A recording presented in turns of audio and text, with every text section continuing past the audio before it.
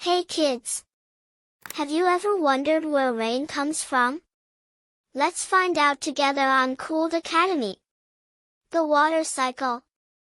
The water cycle has three main steps: evaporation, condensation, and precipitation. Evaporation is the process when liquid water from groundwater, oceans, and streams heats up due to the sun and turns into water vapor. Condensation is the process when the water vapor from evaporation transforms into liquid water.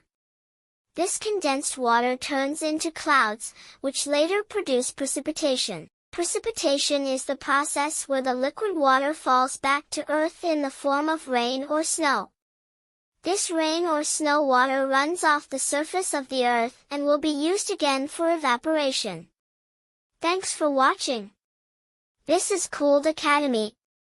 Don't forget to like, subscribe, and share.